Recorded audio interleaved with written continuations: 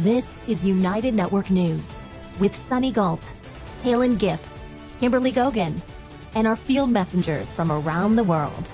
Here's today's real news. Alcohol is the go-to social drink plenty of people love to enjoy every now and then.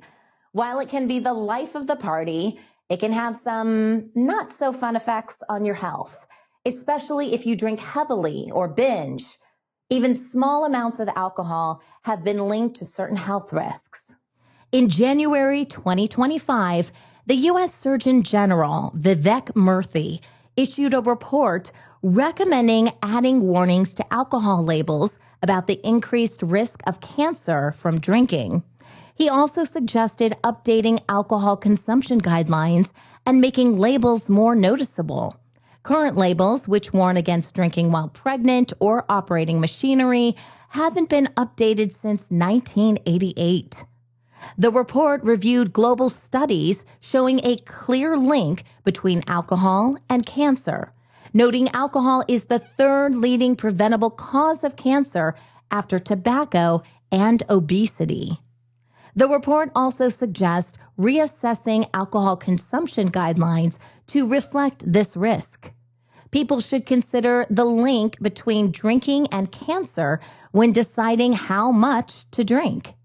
Public health groups are encouraged to raise awareness about alcohol as a major cancer risk, and healthcare providers should talk to patients about this connection and provide support, like screenings or treatment referrals when needed. Did you know alcohol could be increasing your cancer risk? A new study shows that drinking too much alcohol raises your chances of getting 6 types of cancer, including breast, liver, stomach, and certain head and neck cancers. It's not just about the alcohol. Chronic inflammation and changes in your gut bacteria play a big role too. For women, excessive drinking means 3 or more drinks a day, and for men, it's 4 or more. Studies say there's no safe amount of alcohol. Not only does it increase cancer risk, but it's also harmful to your liver, brain, and overall health. Too much alcohol can lead to liver damage, sleep issues, and mental health problems. This is not a recent discovery.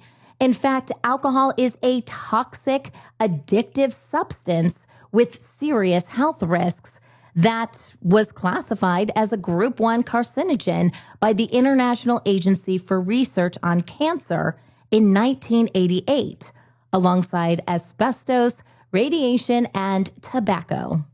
Decades of research have consistently shown alcohol consumption increases the risk of cancer. And the more you drink, the higher the risk. It doesn't matter if it's beer, wine, or spirits. Alcohol itself causes the damage, even in small amounts. Excessive drinking is known to harm health, but moderate drinking was once thought to be safe and even good for the heart. However, the newly issued report shows even moderate alcohol use increases cancer risk and may contribute to some heart diseases.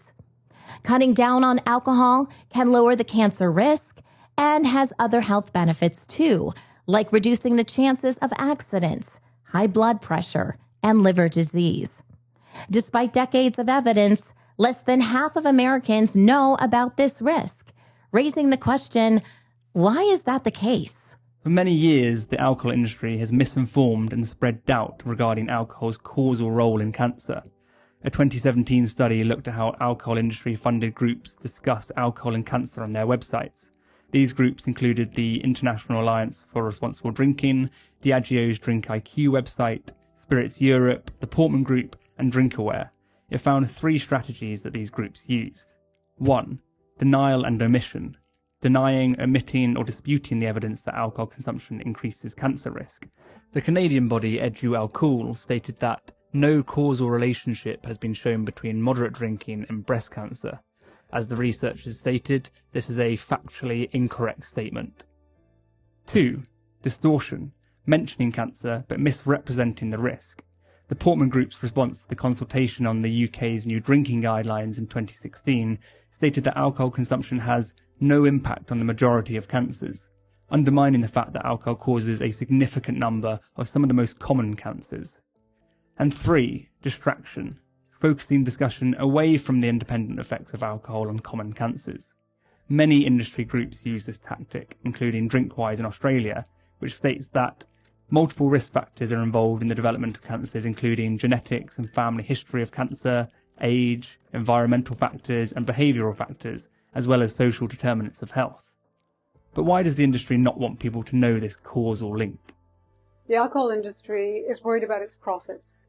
And if people were more aware of the links between alcohol and cancer, they might see those profits go down because people might reduce their alcohol consumption. Drinking alcohol becomes even more harmful if you smoke, as the combination significantly raises the risk of mouth and throat cancer compared to either habit alone.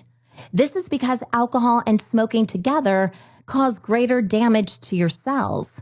For those undergoing cancer treatment, alcohol can reduce its effectiveness, while for cancer survivors, regular drinking may increase the risk of cancer returning. A 2023 study published in JAMA found many cancer patients and long-term survivors continue to drink alcohol, with some engaging in heavy or frequent drinking. Younger patients and male survivors were particularly likely to drink heavily. The researchers emphasized these findings should serve as a wake-up call for everyone involved in cancer care. Increasing awareness about the risks of alcohol is important, encouraging responsible drinking and healthier lifestyle choices for all. But most people, the majority of people, do not realize that there's a strong link between alcohol and cancer. And even what's considered moderate drinking is like 1 drink a day for a woman, I think, and 2 drinks a day for a male. Even moderate drinking is linked to significant increased risk of cancer, of all types of cancers, pretty much. Yeah, I think society and drinking, when you pin them up against each other, has always kind of bothered me, because we live in a society where you grow up and you're I just can't wait to drink. And then you go to college and you're drinking's so cool. And then you get older and it's if you drink too much, then that's viewed as a negative thing. But if you don't drink enough, you're a loser and you're not fun. And it's so ingrained in our society. And we give people the tools to gain a lot of weight and be really unhealthy and tell them that you should be drinking, you should be eating these unhealthy foods. And then we shame them when they take it too far or are overweight or if they become addicted. And I just think that is such a tough spot to put humans in. Alcohol might be a common part of social life, but it comes with real risks, especially risks of cancer. Cutting back or rethinking your drinking habits can make a big difference for your health. And it's never too late to start.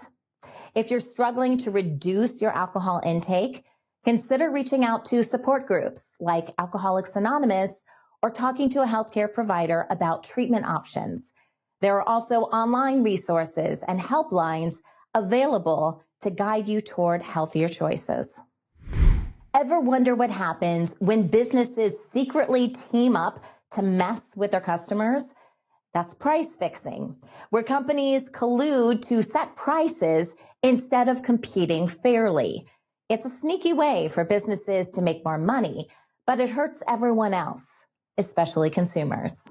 Price fixing is considered an illegal business practice in many countries, including the United States.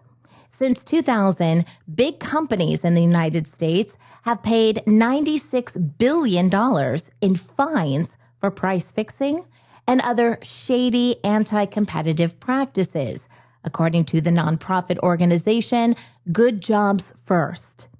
These illegal schemes have driven up costs for everything from groceries and auto parts to electronics and chemicals.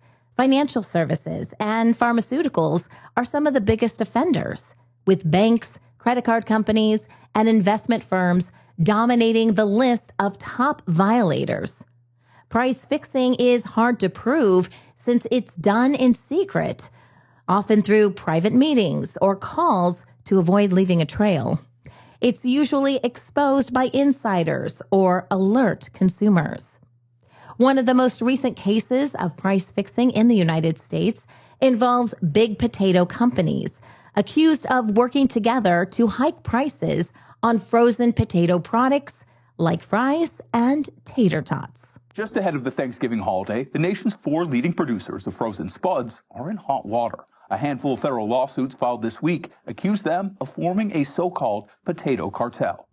Court documents allege the potato producers coordinated prices through a third-party data company. The lawsuits claim Cavendish Farms, McCain Foods, J.R. Simplot, Lamb Weston, and the National Potato Promotion Board conspired to fix and manipulate prices for frozen potatoes in the U.S. Prosecutors say the companies formed a cartel by having equal access to each other's data on pricing and other sensitive information, as well as a direct line of communication to each other. Adding this allowed the companies to raise prices in a concerted arrangement, violating U.S. antitrust laws. The lawsuits assert the price coordination was made possible through a market data aggregator. The research firm Circana is named in one of the lawsuits. These companies control more than 95% of the frozen potato market, and attorneys say they used their market dominance to increase prices by nearly 50% in a 2-year span. The lawsuits seek undisclosed monetary damages and a court order ending the alleged price fixing. A McCain spokesperson denied allegations the company broke antitrust laws, vowing to fight all lawsuits leveled against the company. The potato saga isn't exactly a new story. Back in 2018, 2 German potato packing companies were fined $15.8 million for secretly fixing prices on potatoes and onions in their contracts with retailer Metro. The scheme came to light only after another firm in the sector reported the collusion for leniency. And this isn't an isolated case. Germany's food sector has seen plenty of similar scandals with sausage makers, brewers, and even truck makers getting busted for price-fixing cartels. Also in 2018, this time in Canada, major grocery chains like Loblaws, Walmart, Sobeys, Metro, and Giant Tiger admitted to fixing bread prices between 2001 and 2015. During this period, the bread price index surged by 96%. The scandal came to light when Loblaw confessed and offered gift cards as compensation. The move generated buzz on social media and helped improve the company's image despite the controversy. Grocery chain Loblaws has agreed to pay $500 million to settle a class action lawsuit. It's the largest of its kind in Canadian history. It's going to take a while to work out all the details, but the bottom line, anyone who purchased bread in the last decade is likely going to receive a check. The amount of that check is going to depend on how many people come forward, of course, likely millions of people. The suit was brought against a group of companies, including all of Canada's biggest grocers like Loblaws, alleging that they were participants in a decade-old industry-wide scheme to fix bread prices. We spoke with one of the lead lawyers in this class action case who says it is a great day for Canadian consumers. There's no mechanism in criminal law to take back some of the ill-gotten gains. That's what we do. That's our job. We're the private enforcement. So when there's a price-fixing cartel, we go after these people. We take back as much money as we can, and we distribute it under court supervision. So to that extent, it's a good day, but we still have a lot of work to do. Classic price fixing has been around forever, but technology is giving it a modern twist. Take RealPage, an American property management software company, as an example. They claim their software helps landlords figure out the most profitable rent prices. Sounds harmless, right? But several lawsuits suggest it might actually be an AI-powered price-fixing scheme. Here's how it works. Landlords input data like rent prices and vacancies into RealPage's software. The algorithm then suggests prices based on what competitors are charging. If enough landlords use the tool, rents across the board can go up, just like traditional price fixing, but without the shady backroom meetings. When there's no price competition, businesses stop innovating, costs stay high, and consumers lose out. This kind of algorithm-driven price fixing is spreading to more industries, and current laws might not be able to keep up. Here's an example of a class action lawsuit accusing companies of fixing rental prices in Canada. I think YieldStar and any other pricing algorithm like it should be banned. I think there should be an investigation into its use in Canada. I think every single landlord who has been using it should be held accountable for the consequences that YieldStar has had on people like me, my neighbors. Could a software like YieldStar have played a role in the housing crisis that we're seeing right now? Well, that's absolutely what this lawsuit is about. The allegation is that YieldStar was used to artificially inflate the price of rent that Canadians pay. Many large corporations have been fined billions for illegal price fixing, yet the problem persists. Price fixing scandals continue, with some companies repeatedly involved. The root issue is too much power in too few hands. When companies collude to fix prices, it creates a monopoly-like market with limited options for consumers, leading to higher prices and lower quality products or services. Price fixing hurts everyone except the businesses involved. Stronger regulations and enforcement are needed to protect consumers and ensure fair competition. Taking a stroll on a sunny winter day can be a refreshing experience.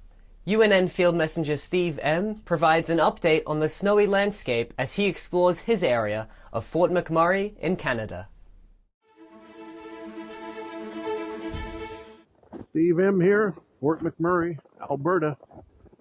Just a quick update on the weather and what we're going through. Beautiful today. And as you can see, we got snow. It's about -20 C, and I think that's somewhere around 1 degree or so in Fahrenheit. And yeah, this is on the way down to the river. There's the river. Here's the footbridge.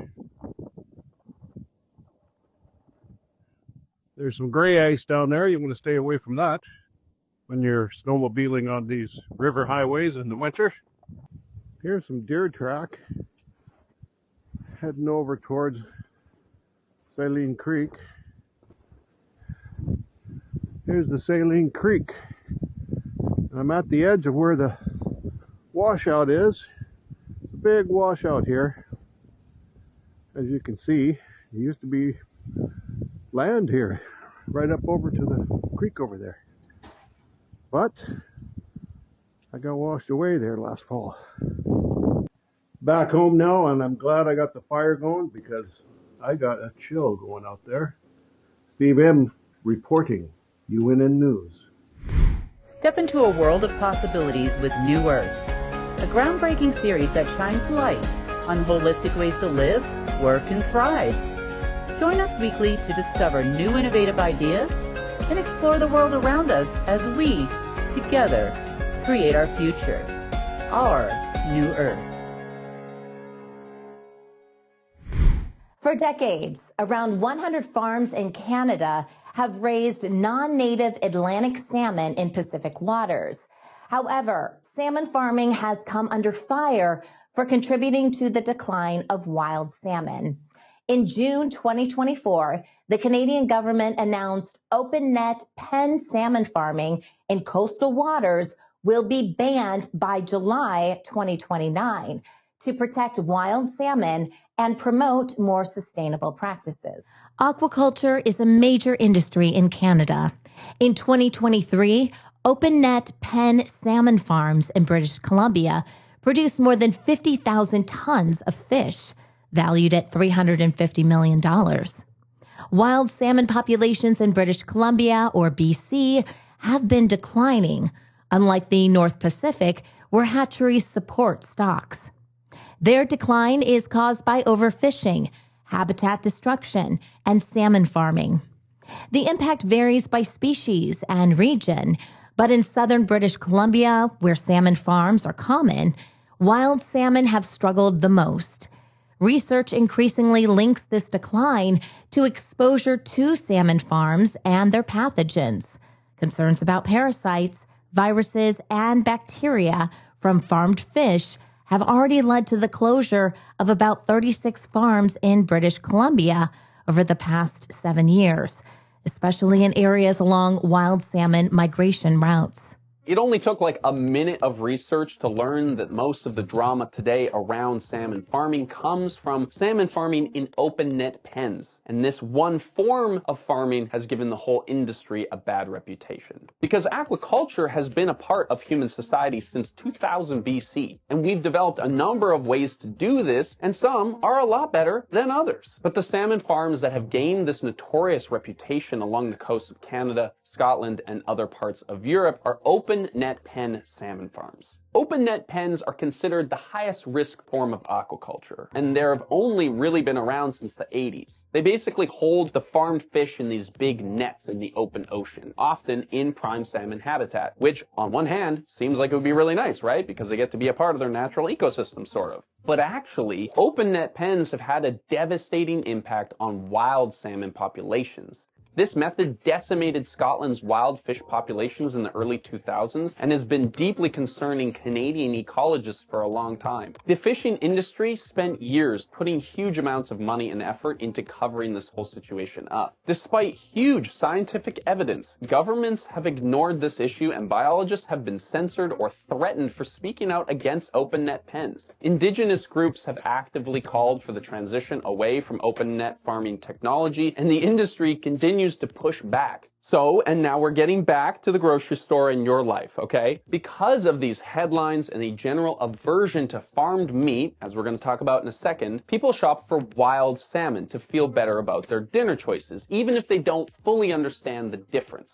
But in a weird twist on our usual content, we have some good news on this subject potentially. Due to all of this research and the activism of local Indigenous groups, Canada is currently in the process of closing all open net pens. The ban is not without controversy. The Canadian Federation of Agriculture warns removing open net pen salmon farms from BC waters could have serious impacts. These farms produce 400 million salmon meals annually, contribute $1.2 billion to the economy, and support thousands of jobs. The decision threatens environmental advancements, partnerships with First Nations, and future investments in Canadian agriculture. It also raises concerns about the government's commitment to science-based decisions and rural communities. Instead of balancing wild salmon protection with industry support, the Federation says this choice undermines sustainable food production and economic growth.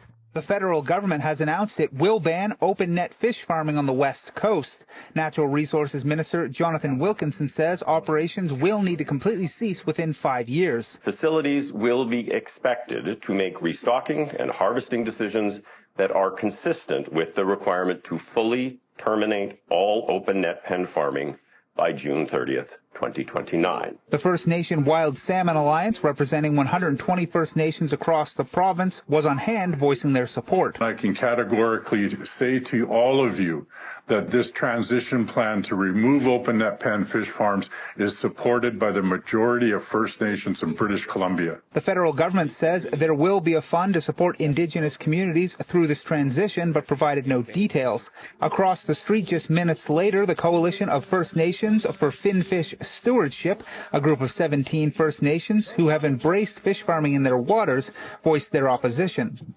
Aquaculture is a means of economic empowerment and the path towards self-determination. It holds our nation from the brink of poverty that has been imposed on us by governments. The minister and the group gave conflicting numbers of those employed in the industry. Wilkinson said it was only around 1,000. The group said it was 5,000, 500 of those Indigenous people. They say fish farming is critical in their communities. We won't be told what to do in our territories by the government, by activists, by people who do not live in these territories and have no claim on our waters. Salmon farming companies argue transitioning to closed containment systems, as recommended by the government, is costly and impractical. Experts warn shutting down open net farms could hurt small coastal communities, as land-based farms need significant resources like power, water, and proximity to markets. A 2022 report from British Columbia estimated replacing current production with land-based farms could cost $1.8 billion. Yet these systems remain largely untested. The federal government's ban on open net pen salmon farming will close 63 operations. However, decommissioning these sites is complex and expensive, as removing infrastructure is neither simple nor cheap. While regulations require cleanup plans and security deposits, these funds are often insufficient, leaving taxpayers or new site owners to cover the rest. Despite these challenges, removing open net salmon farms has been a win for wild Pacific salmon. The closures have already improved wild salmon survival, offering hope for these vital ecosystems. I'm Alexandra Morton, and I'm in the Discovery Islands at Cirrus Rocks. I'm here to check on the juvenile fish that are migrating to sea this year. You know, for 20 years, we've seen massive sea lice outbreaks in this area because of the salmon farms. But this year's different because in December, the Minister of Fisheries made a landmark decision to prohibit the restocking of 19 salmon farms.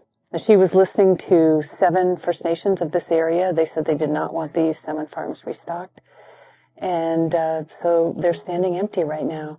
And so for the first time in probably 30 years, the young salmon from the Fraser River and from mainland and Vancouver Island rivers are going to sea unharmed. They're going through waters that are nurturing them rather than killing them.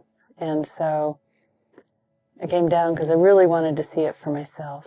And the impact on the wild salmon is like immediately visible. You can see it right now. The first year that these farms are not here, the fish look beautiful. Banning open net salmon farms is a big step toward protecting wild salmon and their ecosystems. Sure, it's a challenge for farmers and coastal communities, but it's also a chance to explore more sustainable ways to farm fish. The real goal here is finding a balance between protecting the environment and economic needs, as both matter for the future. At a farm in Wilton, New Hampshire, USA, families gathered on Christmas Eve to sing carols to the cows in a beautifully decorated barn. UNN Field Messenger CJ shares this festive and unique holiday experience. Hi everyone, this is CJ, Field Messenger with United Network News from Goffstown, New Hampshire. I just wanted to share a short video of something fun that we did for Christmas Eve. So we belong to a CSA called the Temple Wilton Community Supported Agriculture. And every Christmas Eve, they have an event for families, and it's called Caroling or Singing to the Cows. So this is the first year that we actually went to this event, and we got there a little bit past 5, and I have to tell you, it was packed. There was no parking spaces left, and they were already singing their carols, so next year we'll definitely get there early. But I took some video, and we had a lot of fun. They had a table set up, so when you walked in, there was papers with the words to the different Christmas carols that they sung. They had a person playing the flute, and they had the herdsman there, Savano, and he was a conductor for the songs. There are 13 milking cows, and on the other side, they had the little baby calves. And they had it decorated really pretty. They had evergreens along where the cows were, and they had a table set up with a little lantern. They had berries mixed in there with handmade wooden decorations like stars, little stars, and they had little snowflakes in there. So it was really, really pretty. And it was actually quite cozy in the barn. So it lasts for about 30 minutes. And usually the families after, because it's only like 5:30, will gather together and stand around and talk and meet each other after. So it was a lot of fun just as a community thing to do. I hope you enjoy it. I hope you all had a wonderful Christmas season or holiday season. And this is CJ, Field Messenger with United Network News from Goffstown, New Hampshire. Thank you for watching. Every year on December 8th, people gather at Strawberry Fields in New York City to honor John Lennon by singing and playing his songs. UNN Field Messenger Calen shares his experience at this event. Hi, this is Calen with a Field Messenger report from New York City. Today, I'd like to share with you my experience at Strawberry Fields, which is located directly opposite the Dakota Building in New York City. Every year on the 8th of December, people gather at Strawberry Fields to remember John Lennon, one of the 4 Beatles. But with the influence he left behind, hundreds of people gather around Strawberry Fields to play and sing his songs. I was very happy to be there and meet the band in the morning when they were setting up. I even made a few friends. It was quite amazing to see how many people enjoyed the music and still spread the message of love. I was even lucky enough to be able to play in front of all these people. This kid came from Melbourne, Australia, just to do it for us. And he's looking for airfare home. Yeah, start it up. $1 a piece will take care of it. The volume up. Hey.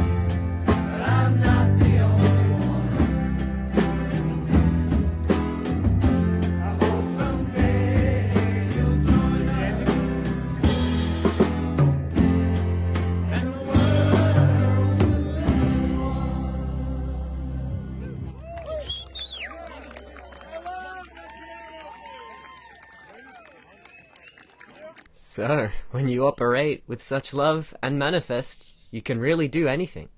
I hope you enjoyed. This is Calen, reporting for UNN. Are you ready to change the world? Take the next step and join our weekly Field Messenger meetings. Learn more at unitednetwork.earth. I am United Network News, and so are you.